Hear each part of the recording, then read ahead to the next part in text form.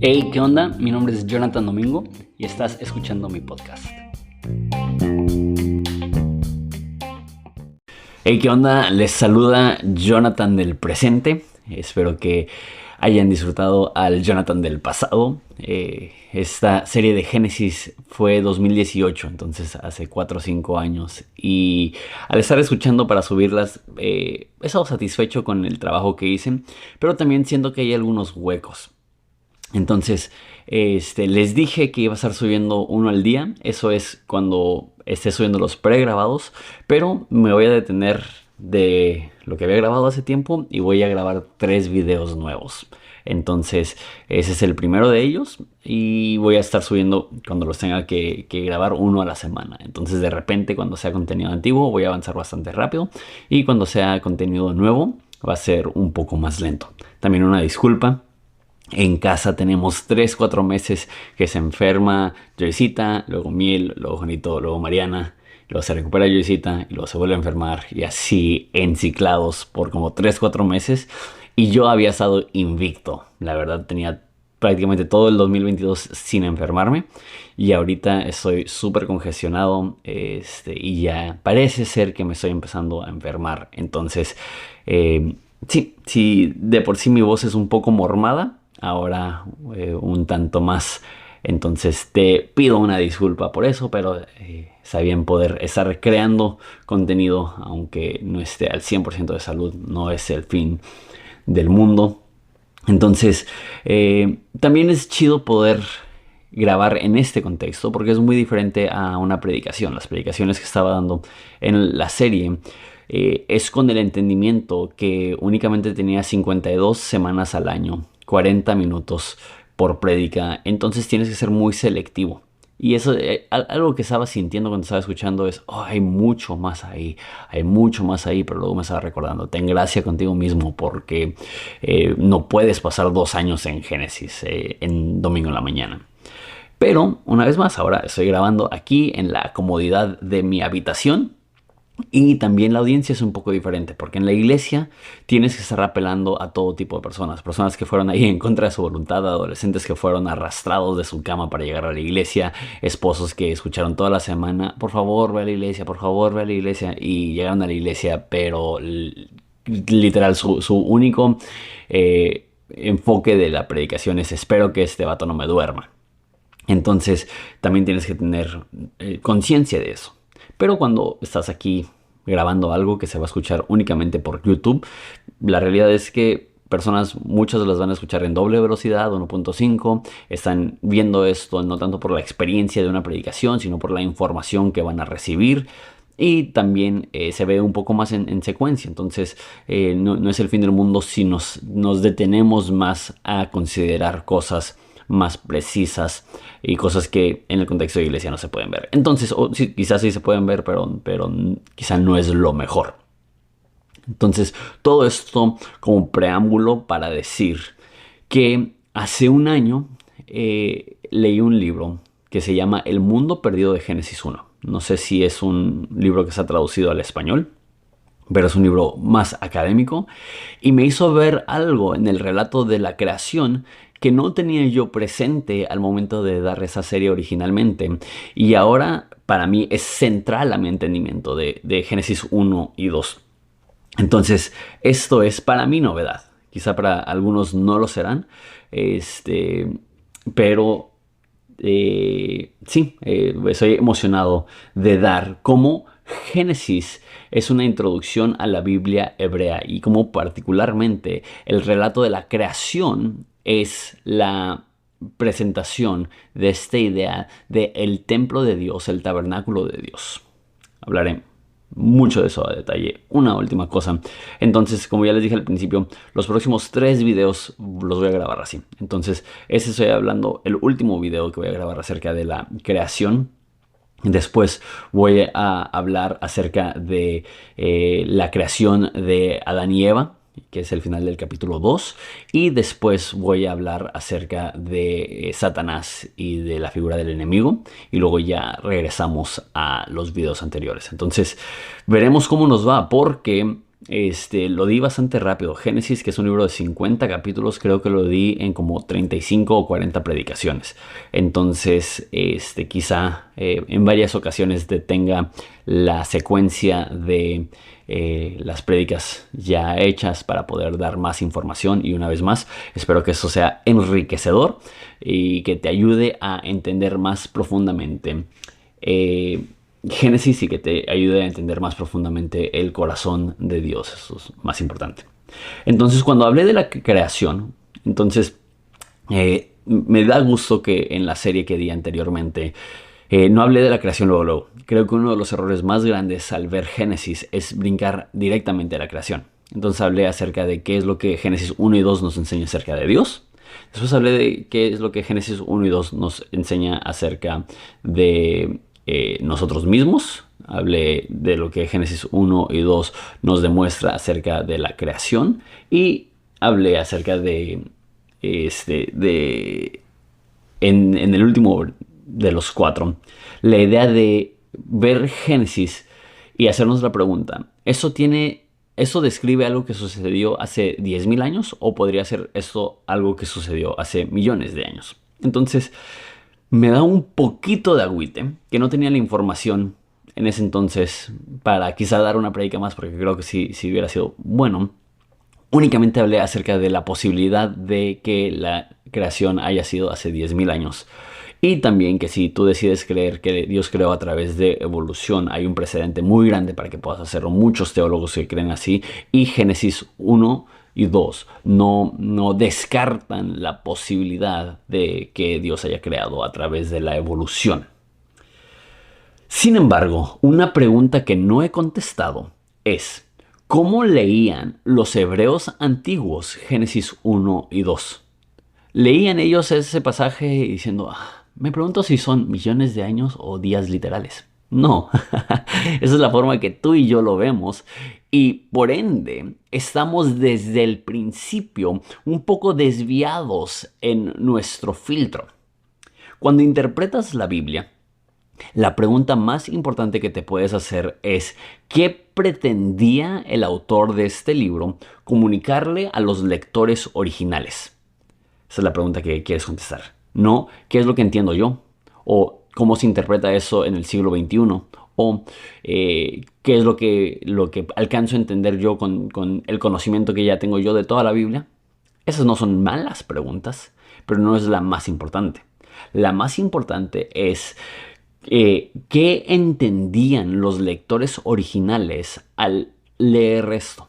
¿Cuál era la intención del autor para los lectores originales? Y una vez más, es la Biblia, es inspirada por Dios, tiene aplicaciones y utilidad para todas las generaciones, desde el pasado hasta el presente y para el futuro.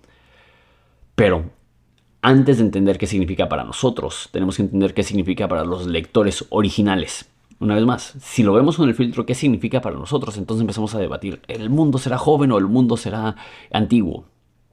Los lectores originales no lo leían así. Entonces, ¿cómo lo leían? Y eso es lo que quiero hablar.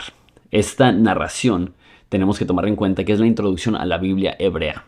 ¿Por qué hago la diferencia? Porque el Nuevo Testamento es claro que el Antiguo Testamento es un viejo pacto. Es una vieja forma de ver la vida. Y es necesario para entender el nuevo pacto, entender todas las sombras e imágenes del antiguo pacto. Entonces, no es que el Antiguo Testamento se ve como un libro no relacionado con el Nuevo Testamento, pero sí es diferente. Nos informa, pero nos informa de una forma diferente al Nuevo Testamento.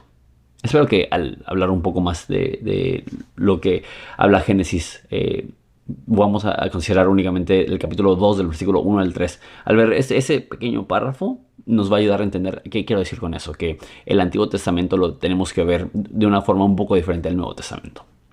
Dice así, y me lo voy a aventar tipo prédica, entonces voy a leer el pasaje que vamos a considerar, vamos a orar y lo consideramos juntos.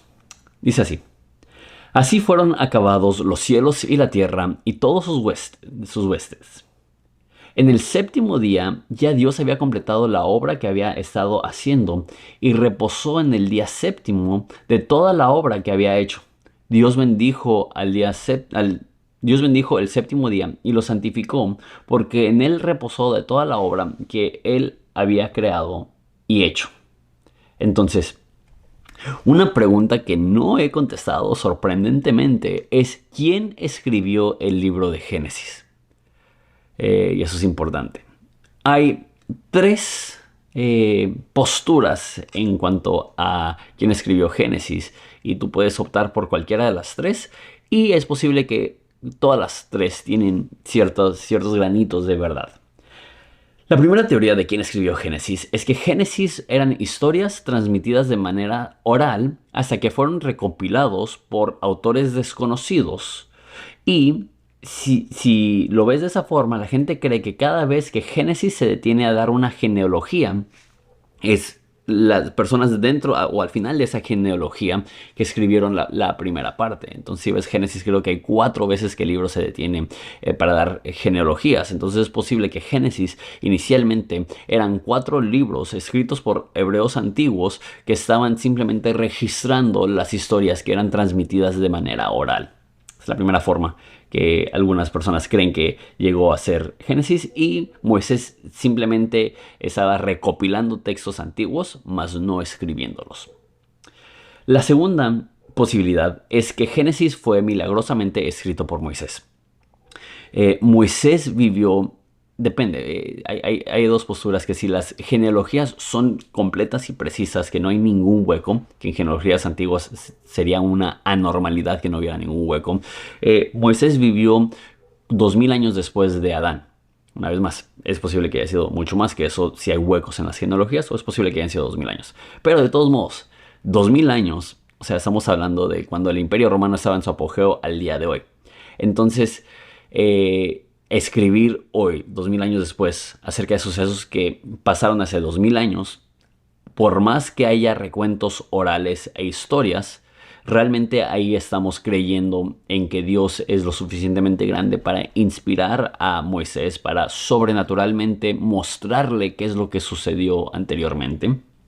Y quizá no está tan basado en testigos oculares, es más una revelación divina de lo que sucedió en la creación y en los tiempos de Abraham.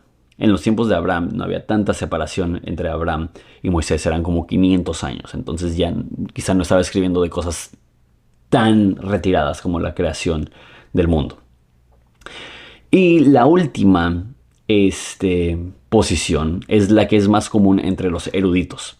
Y esto es que en el tiempo del exilio es cuando fue recopilado y editado la última versión de Génesis. Entonces, si conoces un poco la historia de Israel y particularmente de Judea, Judea fue conquistada por Babilonia. Y Babilonia los removió y los llevó a vivir en Babilonia. Es donde sucede, por ejemplo, lo de Daniel y Nabucodonosor. Entonces, en ese entonces se dedicaron muchísimo a copiar textos. Había una fuerza muy, muy grande porque estaban siendo retirados de su tierra natal, de conservar su religión, de conservar su tradición, de conservar sus escritos sagrados. Y luego regresaron a Israel y construyeron el segundo templo, ya con mucho trabajo de erudición. ¿Cómo se dice? De eruditos, pues de erudición. Ay, Dios mío. De erudicionista. Ya con mucho trabajo de erudición hecho de antemano. Entonces, esto se conoce como el judaísmo del segundo templo. El primer templo fue construido por Salomón, fue destruido por Babilonia. Después Nehemías y Esdras reconstruyen el segundo templo y se establece la versión del judaísmo que va a permanecer hasta el tiempo de Jesús. Sí, así le llaman, el judaísmo del segundo templo. Y los historiadores críticos creen que fue en ese tiempo, como 500 años antes de Jesús, que salió la última versión del Torá. Ellos creen que pudo haber habido alguna edición en ese momento. Ellos ven el Torá y ven alrededor del Torá 4 variantes muy distintas. Entonces creen que habían 4 versiones del Torá que recopilaron y lo hicieron una. ¿Puedes creer eso? pues adelante, es lo que creen la mayoría de eruditos. Y si hubo alguna edición, la verdad para mí no es como el fin del mundo. ¿Por qué? Porque la versión que tú y yo tenemos de Génesis es la misma versión que tenía Jesús, y Jesús lo veía como autoritativa.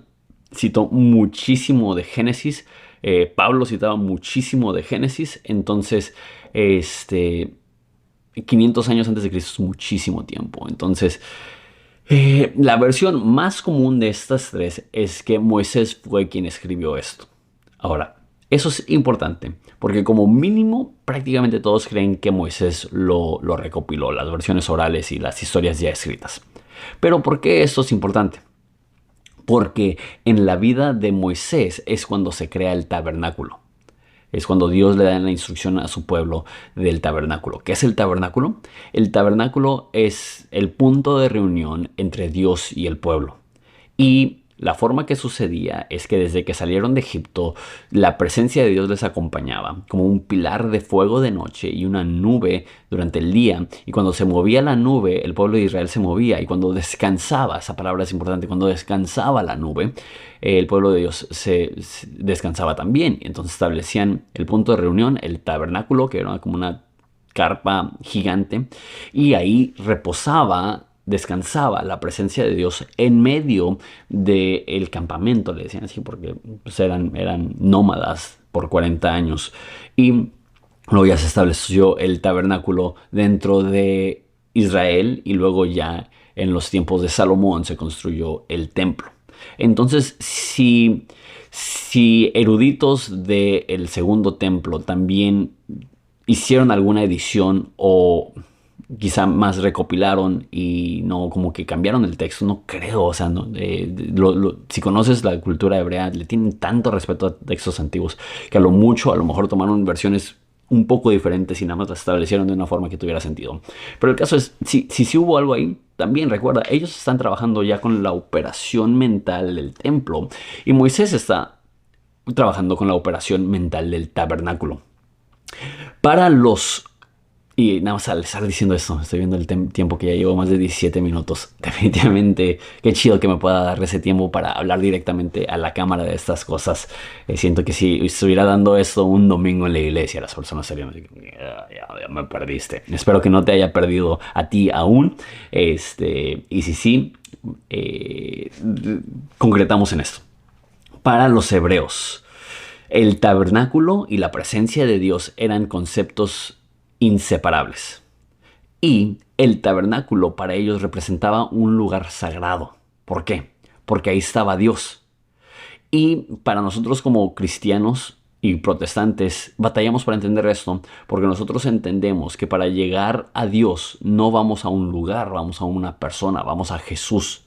Entonces para nosotros el concepto de un lugar santo es un poco ajeno. Y está bien que esté ajeno, porque el Nuevo Testamento presenta lo opuesto, que no hay lugar santo, que hay persona santo. Pero en el Antiguo Testamento sí había lugar santo.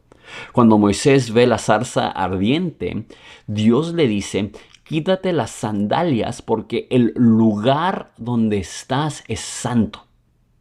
Porque estaba Dios ahí, literal, el polvo debajo de los pies de Moisés cobraron un elemento divino. Qué raro, no lo entiendo, o sea, no lo entiendo, y francamente como que ni me gusta, porque digo, en el Nuevo Testamento no le da esa importancia a lo físico.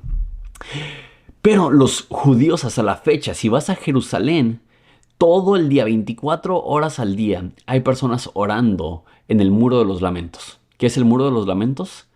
El único muro del templo de Herodes, que es el segundo templo. Herodes le hizo ahí unas modificaciones. El único muro del templo de Herodes que sigue de pie. Hay personas ahí tocando la pared y orando y llorando y clamándole a Dios. ¿Por qué? Porque dentro de la psique judía sigue viendo esta mentalidad.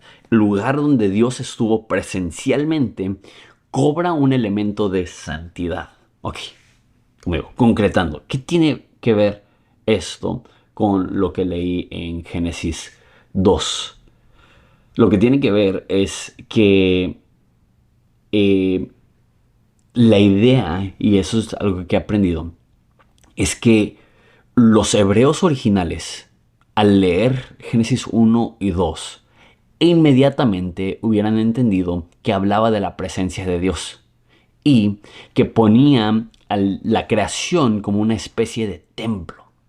Lo explico. Cuando Dios creó en 6 días y descansó el séptimo. Cuando Moisés dedicó el templo en Éxodo 40 y en Números 7, que narran la misma historia, fue una dedicatoria de 7 días, donde en el séptimo día descendió la presencia de Dios y descansó sobre el tabernáculo. La similitud sería demasiado para ignorar. No solamente eso. ¿Cuánto tiempo tardó en reconstruirse el segundo templo? 7 años. Una vez más, y en el séptimo año es cuando se completó y se descansó de la obra. Entonces, simplemente, sin ni siquiera considerar el texto o las ideas de Génesis 1 y 2, el simple hecho que Dios descansa y que el mismo autor, Moisés, cuando describe la creación del tabernáculo, describe una creación de 7 días y en el séptimo día llega la presencia de Dios y descansa sobre el templo. Para los hebreos, su forma primordial de ver ese texto probablemente era la forma en la que Dios se creó en la creación un lugar donde Él podía permanecer, donde Él podía estar, donde Él se podía pasear en la mañana. Dice Génesis 3:8, oyeron al Señor que se paseaba en el huerto al fresco del día. Y dice que el hombre y la mujer se escondieron de la presencia del Señor entre los árboles del huerto. Eso es después de que peca el hombre. Pero nos da a entender que cuando Dios crea el mundo, ¿qué es lo que hace? Se la pasa paseando en su creación, morando en su creación, disfrutando su creación. En ese sentido, y dame un segundo para hacer el argumento para eso, es como si la creación fuera su primer templo, su primer lugar donde podía descansar su presencia. Vuelvo a leer el versículo 1, 2 y 3 de Génesis 2. Así fueron acabados los cielos y la tierra y todos sus huestes. En el día séptimo ya Dios había completado la obra que había estado haciendo y reposó en el día séptimo de toda la obra que había hecho. Dios bendijo al séptimo día y lo santificó. ¿Qué significa esto? Y una vez más, eso es tan central a los hebreos, que el sábado, esa idea que porque Dios descansó, nosotros debemos de descansar. ¿Pero qué significa descansar? Dice, tanto en los 10 mandamientos como aquí, dice, lo santificó. ¿Qué significa santificar? Hacer santo. Es la misma idea, que cuando llega Dios y le habla a Moisés en el desierto, el mismo piso donde estaba Moisés se convierte en piso santo. Lo santifica. Entonces, el sábado representa este momento en el cual Dios tomó su obra y descansó sobre ella y la hace santa. Cuando dice reposó, a lo mejor sí da una idea de cesar sus obras. Es lo que dice, descansó de toda obra. Pero, déjate esta pregunta. ¿Estaba Dios cansado? Después de crear a Adán y Eva, dice, ya tengo 6 días trabajando, no he descansado, la verdad es que estoy ya exhausto, necesito levantar los pies y descansar un rato. ¿Eso es lo que significa que Dios reposó? ¿Que Dios tenía que recuperarse de lo que había hecho? ¿O será la idea de reposar más como cuando te sientas en un lugar? Dice en Isaías 66, así dice el Señor. El cielo es mi trono y la tierra es el estrado de mis pies. Amo ese estrado de levantar los pies. ¿Dónde pues está la casa que podrían edificarme? ¿Dónde está el lugar de mi reposo? Todo esto lo hizo mi mano y todas estas cosas llegaron a ser, declara el Señor. ¿Sí notaste eso? ¿Quién me puede edificar una casa donde está el lugar de mi reposo? En Isaías, Dios dice que Dios reposa en el templo. Misma idea, misma palabra. Que al terminar su creación, es como si hiciera una celebración de consagración y llega a Dios y habita dentro de su creación que Él ya 7 veces en el capítulo anterior había dicho que era buena en gran manera. Eso le da un entendimiento al por qué no tiene mucho sentido el orden en el cual se crean las cosas. particularmente el hecho que Dios crea en el tercer día las plantas y en el cuarto día crea el sol y la luna. Entonces, ¿cómo funcionaría eso? De hecho, hay una de las perspectivas de Génesis 1, se llama día era, lo comenté muy brevemente en el mensaje anterior, pero en día era hay personas que creen que cada día representa una era de la creación. El problema con eso es que cómo puedes tener toda una era donde hay plantas sin sol. Entonces, una vez más, y quiero tener cuidado con esto porque sé cómo son algunas personas que de repente dicen, es que no estás tomando el texto literal. La realidad es que quiero tomar el texto literalmente como el autor quería que fuera tomado y como los lectores originales lo leían. Y ellos daban por un hecho que Dios creó el mundo en 7 días. Era parte de su ideología y cosmovisión. Entonces para eso no estaban como que intentando descifrar, de qué forma y a qué horas creó la luz. Y cómo pudo crear la luz sin que hubiera sol. Y cómo pudo crear las plantas sin que hubiera el sol. No estaban intentando contestar esas preguntas. La pregunta que estaban contestando era más, todo esto en una simple lectura es un paralelismo a la consagración del tabernáculo. Entonces, ¿qué nos demuestra esto acerca del tabernáculo? Y si lo ves de esa forma, lo que escribí aquí es que quizá no es tanto el enfoque, un orden cronológico, sino un orden de cómo la creación va mostrando la morada de Dios, se va mostrando como morada de Dios, se va mostrando como cada vez avanzando más hacia cosas que demuestran a Dios más completamente. El primero es luz. Y obviamente la luz es altamente simbólica. Jesús dijo, yo soy la luz del mundo. Pero también la idea de luz es bastante ambigua. Simplemente es luz. El segundo es mar. O sea, ¿cuántas veces vemos a Jesús interactuando con el mar? Caminando sobre las aguas, calmando la tormenta. Y la forma en la cual Dios utiliza el mar también como simbolismo de su poder. Las plantas. Una vez más, si vamos a Jesús, ¿cuántas parábolas no se trataron de el reino de Dios es como una semilla?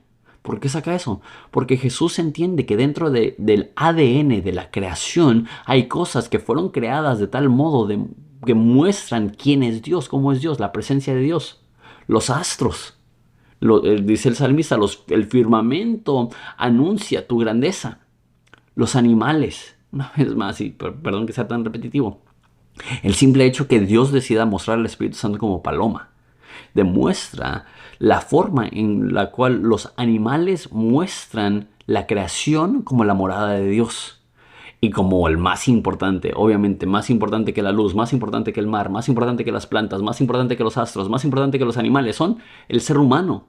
El único que la Biblia dice que ellos fueron hechos a imagen y semejanza de Dios. Tú y yo, amigo mío, somos, dice la Biblia, la corona de su creación.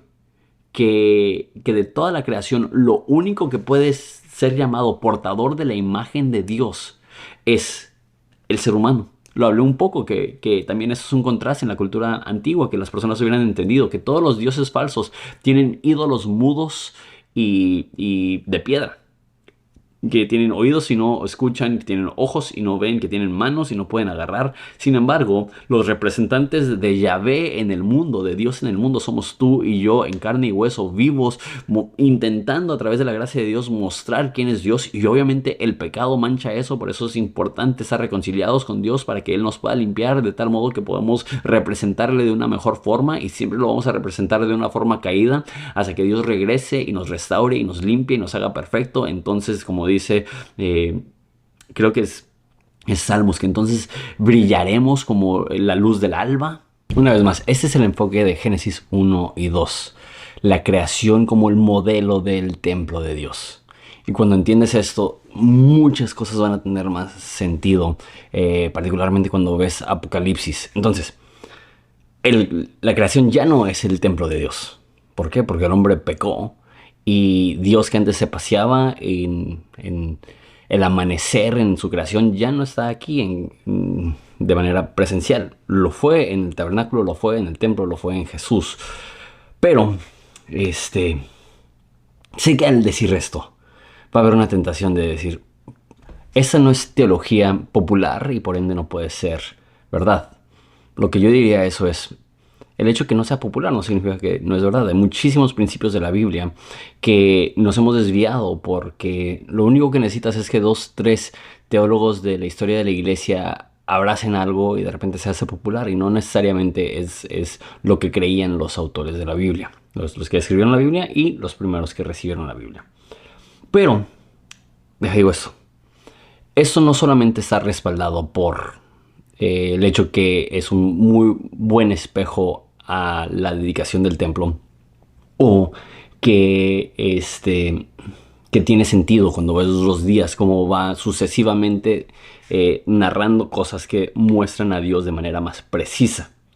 El Nuevo Testamento también vincula la idea de la creación y del templo. Chécate esto me emociona mucho.